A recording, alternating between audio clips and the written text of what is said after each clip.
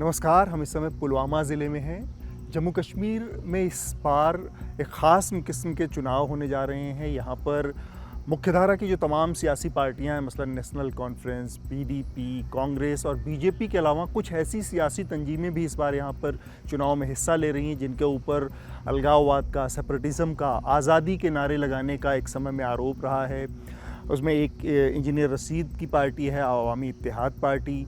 इसके अलावा एक बड़ी पार्टी जो आज़ादी को लेकर बहुत मुखर रही है अतीत में, उसका नाम है जमात इस्लामी। जमात इस्लामी के तमाम कार्यकर्ता इस बार निर्दलीय चुनाव लड़ रहे हैं। उनके साथ एक तकनीकी दिक्कत ये है कि भारत सरकार ने जमात इस्लामी के ऊपर प्रतिबंध लगा रखा है। उनके तमाम नेता जेलों में हैं, तो वो खुलकर चुनाव नहीं लड़ सकते। तो उनके तमाम कार्यकर्ता अलग अलग चुनाव निशान पर चुनाव लड़ रहे हैं। ऐसे ही एक उम्मीदवार हैं तलत मजीद पुलवामा विधानसभा से इस समय मैदान में हैं। उनका चुनाव निशान है टॉर्च। आज हम उनसे विस्तार से बातचीत करेंगे और जानेंगे कि जो जमात का रवैया इससे पहले रहा है और अब जब वो उनके ऊपर भारत के संविधान के दायरे में भारत की संविधान की शपथ लेकर राजनीति करने का मौका आएगा, तो कैसे इन दोनों चीज़ों में वो संबंध स्थापित करेंगे, संतुलन बनाएंगे। और इसके अलावा अतीत में जो जमात का रुख रहा है, रवैया रहा है कश्मीर की आज़ादी को लेकर या कश्मीर में राजनीति को लेकर, उसका जवाब वो अपने मतदाताओं को कैसे दे पाते हैं। तो चलिए मिलते हैं तलत मजीद साहब से। जमात हमेशा कॉन्स्टिट्यूशन के दायरे में ही काम कर रही थी। जमात का दस्तूर आप देखिए, उसका कॉन्स्टिट्यूशन आप देखिए, उसमें लिखा है कि जमात एक आईनी, दस्तूरी और आईनी तंजीम है। ये दस्तूर से बाहर या आइन से बाहर कोई काम नहीं करती है।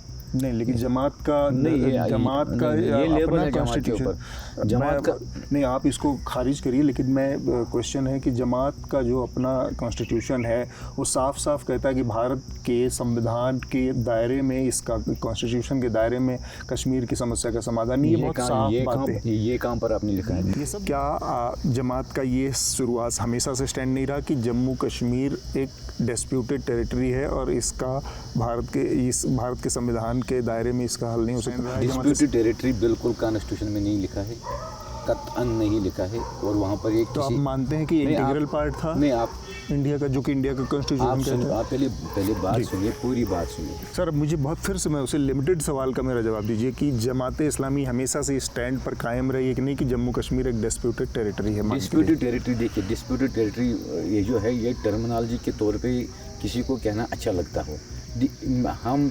हमारा ये जमात कहती रही है कि नहीं निज़ाम में मुस्तफ़ा का राज रहेगा और जंग चलेगी आज़ादी तक, ये नारे जमात के लोग लगाते रहे? नहीं, ये जमात के लोग नहीं लगाते थे। ये कौन लोग लगाते थे फिर? ये यहाँ पर जब भी यहाँ पर जुलूस निकलते थे, ये हर एक लगाता था। इसमें जमात तो के उसमें लोग जमात शामिल होता था? देखिए, आप जमात के ऊपर ही क्यों ये सारी चीज़ें लाते हैं? तो आप बताएं कौन? नहीं, तो आप सारा मलबा जो है वो जमात के ऊपर फेंकने की कोशिश ना करें। आप हर एक चीज़ जमात के ऊपर ही बात करते हैं। आप बंदूक की बात करेंगे तो जमात उसके साथ जुड़ जाती है। क्या यहाँ पर वाहिद जमात इस्लामी ही एक तंजीम थी जो बंदूक के साथ जुड़ी थी? यहाँ पे इतनी मिलिटेंट ऑर्गेनाइजेशन थी, वो किसकी थी? बहुत सारी थी, लेकिन मैं वही कह रहा हूँ कि यहाँ पर तो केवल आप ही अपनी बात रख सकते हैं, जमात की ही बात आप कर सकते हैं और मैं जमात के बारे में ही आपसे पूछ सकता हूँ, बाकियों के बारे में आपसे नहीं पूछ सकता। केवल हथियार आपने नहीं उठाया, लेकिन हिजबुल मुजाहिदीन जैसा संगठन जो जमात का सबसे बड़ा और अम्ब्रेला ऑर्गेनाइजेशन था इस पूरे जिसको सो कॉल्ड जिहाद कहा गया, उस पर जमात का जो कंट्रोल था, जमात का जो उसके ऊपर असर था, पकड़ थी, उससे कोई इनकार तो नहीं कर सकता। बिल्कुल दोबारा एक गलत सवाल बताएं। ये दूसरी बार आप गलत सवाल पूछ रहे हैं कि जमात का कंट्रोल था। तो ये कंट्रोल की बात ना करें आप। साउथ एशिया टूरिज्म पोर्टल का एक रिसर्च डॉक है, वो रिसर्च उन्होंने किया है। तो हर एक जैसे आप सवाल पूछते हैं वैसे उन्होंने भी ऐसे ही अपना रिसर्च किया है। तो मैं चार उसकी लाइनें पढ़ दूँगा। तो आप ये कह रहे हैं कि आप लोगों का हिजबुल मुजाहिदीन से कोई लेना देना नहीं था? देखिए, आप बात समझिए, जब मिलिटेंसी उठी कौन यहाँ पर इन्वॉल्व नहीं था उसमें? अच्छा, तो आप ये कह रहे हैं कि सारे लोग इन्वॉल्व थे? 87 में जो रिगिंग हुई, जो आम वोटर था, जो आम नौजवान था, जिसका मैंडेट छीना गया, वो उससे मैं एग्री करता हूँ। मैं तो पहले ही आपने जब जमात का बंदूक लाने में यहाँ कोई रोल नहीं था।